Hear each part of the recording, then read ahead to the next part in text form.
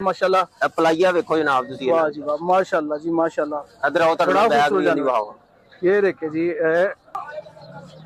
ਇਹ ਜਾਨਵਰ ਜਨਾਬ ਇਹਦੀ 170 ਡਿਮਾਂਡ ਹੈ। अच्छा 130 ਦਾ ਮਿਲੇਗਾ फाइनल। अच्छा ज्यादा नहीं है कितने तक हो जाएगा फाइनल फाइनल 80,000 का दिया। अच्छा माशाल्लाह जी इस वक्त हम मौजूद है लाहौर शाह कांजरा मंडी में जो कि बहुत बड़ी मंडी है जिसमें आप दूर दराज तक देख सकते हैं कि जनाब जानवर आपको नजर आ रहे होंगे और माशाल्लाह बहुत ज्यादा ये जानवर इस जगह पे आ चुके हैं। ठीक है ये देखिए बहुत बड़ी तादाद में जो है दूर दराज पंजाब के दूसरे शहरों से गांव से दहात से इस जगह पे जानवर लेके आए जाते हैं और अभी ईद में तकरीबन 25 दिन बाकी है और ये अवाम का जो रश भी है और जानवर भी इस जगह पे मौजूद है। काफ़ी तादाद में जो है इस जगह पे माल आ चुका है। तो ये जानवर इनका रेट पता करते हैं, ज़रा चेक करते हैं कि कितने रेट में होने वाले हैं ये। जी अब हम एक फार्म में आ चुके हैं, देखते हैं एक वाड़े में जानवर बड़े बड़े प्यारे। अस्सलाम वालेकुम जी। वालेकुम अस्सलाम। क्या हाल चाल है? ठीक है आप? शुक्र अल्लाह का। बड़ा प्यारा जानवर है यार ये माशाल्लाह। पलाइया वेखो जनाब तुसी वाह जी वाह माशाल्लाह जी माशाल्लाह। इधर आओ बड़ा बैग खूबसूरत भी दिखाओ। ये देखे जी चेक कर देख रहे हो जबरदस्त। कितने का ये जानवर? प्योर खस्सी।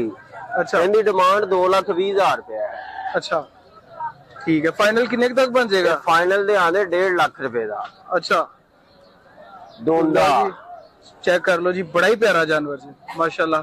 केड़ी नस्ल है? ये देसी नस्ल है मक्खी चीना। मक्खी चीनी नस्ल दा।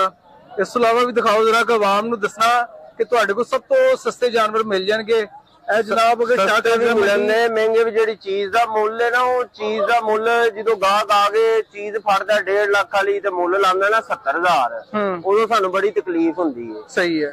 ਇਹ ਜਿਹੜੇ ਵੇਖੋ ਨਾ ਸ਼ੌਕ ਨਾਲ ਪਾਲੀਆਂ ਜਾਂਦੀਆਂ ਚੀਜ਼ਾਂ ਇਹਨਾਂ ਤੇ ਮਿਹਨਤ ਲੱਗਦੀ ਹੈ। ਨਹੀਂ ਜੀ ਮਾਸ਼ਾਅੱਲਾ जानवर बड़ा ਇੱਕ ਜਾਨਵਰ ਦੇ ਉੱਤੇ ਡੇਲੀ 1000 ਰੁਪਇਆ ਖਰਚਾ ਹੁੰਦਾ ਹੈ। ਇਹਨੂੰ ਸਾਲ ਦਾ ਹਿਸਾਬ ਲਾਈਏ ਤੇ ਇਹਦੀ ਕੀਮਤ ਦੇ ਹੀ ਨਹੀਂ ਸਕਦੇ। ਇਸ ਤਰ੍ਹਾਂ ਹੀ ਹੈ ਸਹੀ। ਇਹ ਸਾਡੇ ਕੋਲ ਹਲਕੇ ਵੀ ਨੇ ਲੇਕਿਨ ਹੈਗੇ ਸਾਰੇ ਗੋਲ ਮਟੋਲ ਨੇ। ਅੱਛਾ ਇਹ ਦੇਖੋ ਹੁਣ ਇਹ ਕਿੰਨੇ ਦਾ? ਇਹ ਵੀ ਦੋਂਦਾ ਹੈ। ਇਹ ਵੀ ਦੋਂਦਾ? ਹਾਂਜੀ ਸਹੀ ਹੈ। ਇਹਦੀ ਡਿਮਾਂਡ 1,20,000 ਹੈ। ਕਿੰਨਾ ਕੁ ਵਜ਼ਨ ਹੋਣਾ ਇਹਦਾ?